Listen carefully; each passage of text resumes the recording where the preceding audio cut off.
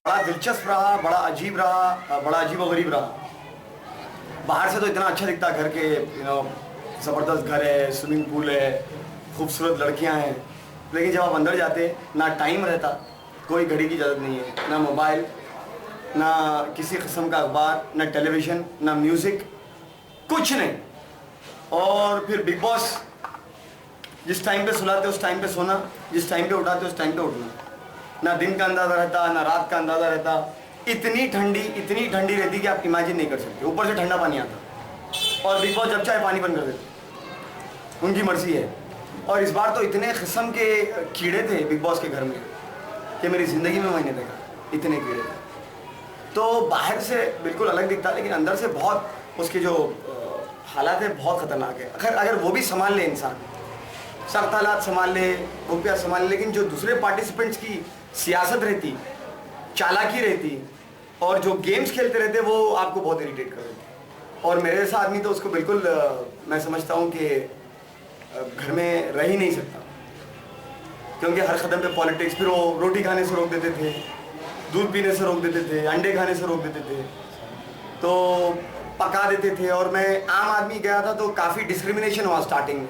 Second hand treatment करते थे, वो उठा दे, वो कचरा डाल दे, ये कर दे, कुछ भी बोल देना, खामोश बिठा देना। इतना पका है कि एक दिन वो हैदराबादी का खून जो बस्ट हुआ तो वो उसको हेडलाइंस बना के बता दिया।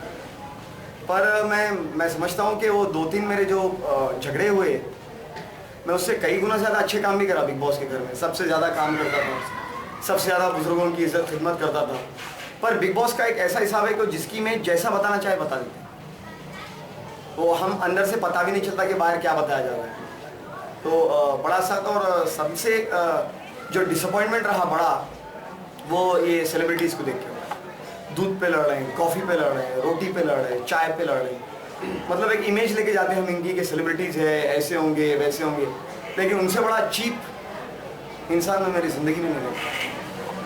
सबसे पहले झगड़ा आपका किससे हुआ? सपना से, सपना भगनानी जो सेलिब्रिटी स्टाइलिस्ट है। तो वो बेचारी एक अजीब व गरीब ख्यालात की है, वीमेन एक्टिविस्ट भी है, उसकी अच्छी खासी फॉलोइंग भी है। तो उन्हें समझती कि हर लड़की को उसके ऐसा होना चाहिए तो हिंदुस्तानी लड़की बन सकती। वो बाला मुंडाली, वाइट कर ली, जिस्म पे टैटूज, आधा टाइम सिस्टम को, इंडियन सिस्टम को बुरा भला बोलती रहती। तो 2-3 बार अच्छा नहीं लगा तो मैं उसे क्रिटिसाइज़ करा। तो अगर उनको क्रिटिसाइज़ करे तो छिड़ा जाती। पर सबसे अच्छी बात यह है कि एंड में वो अच्छी हो गई थी मेरे से। जो झगड़ा हुआ था एंड में अच्छी हो गई थी, और वो नॉमिनेट भी नहीं करी थी मेरे को, मैं भी उसको नॉमिनेट नहीं करा। तो जिनको मैं अच्छा समझता था उन्होंने नॉमिनेट कर दी। तो कब कौन गेम खेल रहा है आप बोल नहीं सकते। कौन आपको नॉमिनेट? 8 लोग नॉमिनेट करें ना, संपत पाल जी, ब्रिजेश, निकेतन, आशका, शैंतनी, करिश्मा और राजीव। अच्छा, आपको ये निकाला कि आपके ऐसे एटीट्यूड से आपका पर्सनल अपार्ट फ्रॉम दैट एक हैदराबाद से आपका लगा हुआ जहाँ तमीज़ और तहजीब। नहीं, मैं ये बताता हूँ, मेरे से सवाल पूछा गया है, इंटरनेशनल मीडिया भी सवाल करी, तो मैं ये बोला कि देखिए तमीज़ और तहजीब अपनी जगह है, मगर हैदराबाद की तमीज़ और तहजीब की तारीख़ में हैदराबाद में कई झगड़े भी हुए, हैदराबाद में कई फसादात भी हुए, हैदराबाद में जेलें भी हैं, हैदराबाद में पुलिस स्टेशन भी है। तो अगर सारे हजरात वो नवाबी तमीज़ और तहजीब के होते तो ये पुलिस स्टेशन की, जेलों की या फसादात की कोई गुंजाइश होती नहीं। तो मैं हैदराबाद में तमीज़ तहजीब नहीं है।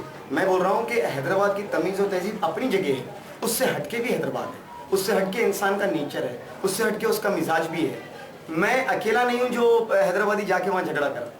अब मैं सुबह निकलता हूँ तो घर से आने तक रोड पे 10 झगड़े देखता हूँ हैदराबाद में, तमीज़ और तहजीब के शहर में।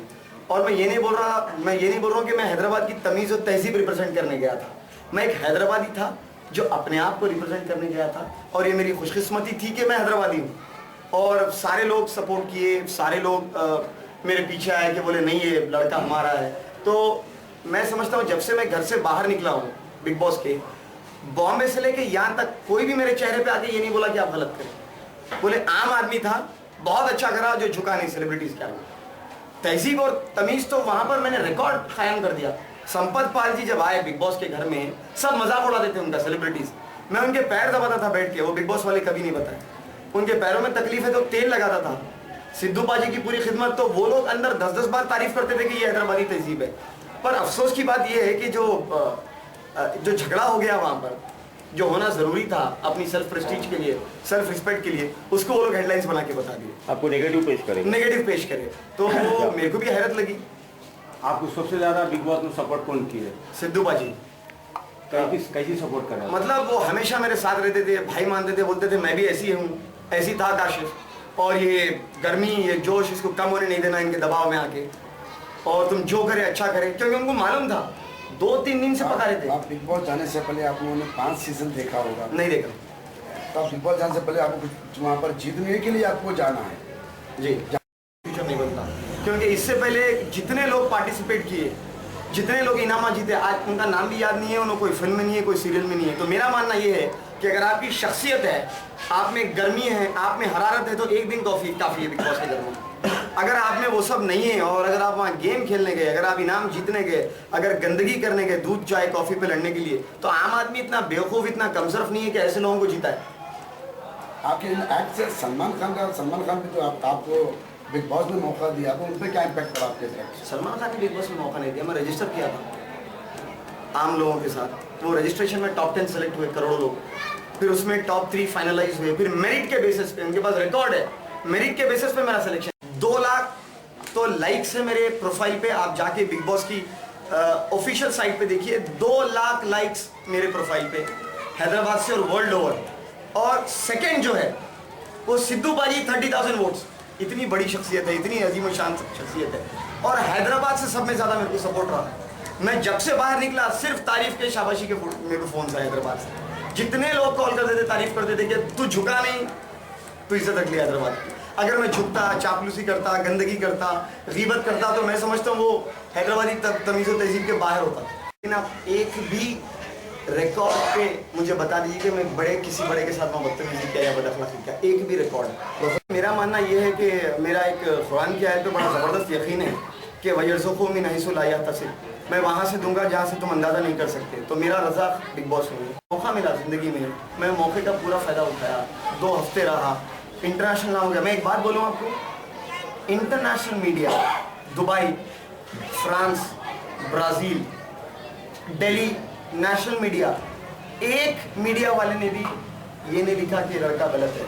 बदकिस्मती से कहना पड़ रहा है, मैं मीडिया वालों से भी बात किया हैदराबाद में, सिवाय हैदराबाद के नेशनल और इंटरनेशनल मीडिया किसी ने मेरी मजम्मत नहीं की। टीवी की तो मजाक में पूछा था कि सलमान खान ये डायलॉग जो है बार बार अपनी एक फिल्म में इस्तेमाल करते हैं कि मैं कितना बड़ा कमीना हूँ, ये मुझको भी नहीं मालूम। तो वो थोड़ा सा उसके तरफ रुक करके मेरे से सवाल की, वो डायरेक्ट मेरे को कमीना नहीं बोली। तो उसके पीछे एक बहुत बड़ा कॉन्टेक्स्ट है। तो हमारा थोड़ा सा प्रॉब्लम ये है कि हम क्लिपिंग देख के अंडरस्टैंड कर लेते कि ये स्टोरी कुछ और है। जैसा एक झगड़ा हुआ तो मीडिया समझी कि झगड़ालू है, लेकिन वहाँ पर जितने अच्छे काम मैंने किए हैं उन्होंने 1% भी नहीं बताया। उनको एक इमेज क्रिएट करना था, वो इमेज क्रिएट। मेरी बात हुई थी कि 2 अखबारों में बड़ा, मैं सुना था जब मैं घर के अंदर था, बड़ा नेगेटिव मेरे बारे में लिखा गया था बीच में 2 अखबारों में, मेन जो हैदराबाद के। फिर मैं जब उनसे पूछा निकलने के बाद, क्योंकि मेरे सामने PRTMI कलर्स चैनल की, मेरे सामने काफ़ी लोग हैं, नेशनल इंटरनेशनल मीडिया आई, काफ़ी चैनल्स को मैं इंटरव्यू दिया, एक चैनल आप इंटरनेट पर रिकॉर्ड उठा के देखिए मेरे ताल्लुक से बुरा नहीं लिखा। हैरत की बात ये है, मेरा शहर, मेरे न्यूज़पेपर्स, मेरे लोग इस कदर मेरी गैर मौजूदगी में मेरे बारे में लिखते हैं, बगैर रिसर्च किए, बगैर इन्वेस्टिगेशन किए। उसके बाद जब मैंने उनसे बात की तो उन्होंने बोला कि हमको ऐसा कहा गया था। तो फिर उनसे गुफ्तगू होने के बाद, सारी डिटेल्स बताने के बाद, उन्होंने बोला काशिफ हम रिग्रेट करते हैं, हम आपको जानते नहीं थे। फिर संडे उन्होंने, ऐसा है ना भाई कि वो घर में क्या होता, इतना अकेलापन होता, इतना खालीपन होता कि आपको बात करने वाला कोई नहीं मिलता। तो अगर आपकी किसी से बात होती है, नहीं आप मुझे बताओ, शॉर्ट फॉर्म में डेलनास का उस हस्बैंड का पैचअप हो सकता है? वो लोग एक्टर्स है भाई, वो कब क्या करते हैं उसका अंदाजा आप नहीं कर सकते। वो लोग एक्टर्स है, और एक्टर्स कब एक्टिंग कर रहे हैं, कब सीरियस है, ये बिल्कुल, क्योंकि सब चालू है, सब क्लेवर है, सब एम्बिशियस लड़कियां हैं जो काम करने के लिए आई हैं। तो किसी का फेयर मैं समझता हूँ, लड़े हुए ज़िंदगी में दुनिया के केसेस हैं उनके ऊपर, तो मैंने समझता हूँ कि मेरी छोटी मोटी लड़ाई पे उनको इतना बुरा मानना चाहिए। आपको कुछ वीडियो बताया आपको स्टेट पे? हाँ स्टेज पे वीडियोस बताए मैं अच्छा दिख रहा था उसमें, मैं उनको बोला मैं बहुत अच्छा दिख रहा हूँ। तो क्योंकि वो एक एंटरटेनमेंट शो है, आप एंटरटेनमेंट शो को सुप्रीम कोर्ट की तरह ट्रीट नहीं कर सकते। वो कोई सेशन कोर्ट क्रिमिनल कोर्ट है नहीं, एंटरटेनमेंट के लिए उन्होंने क्लिपिंग बताया, एंटरटेनमेंट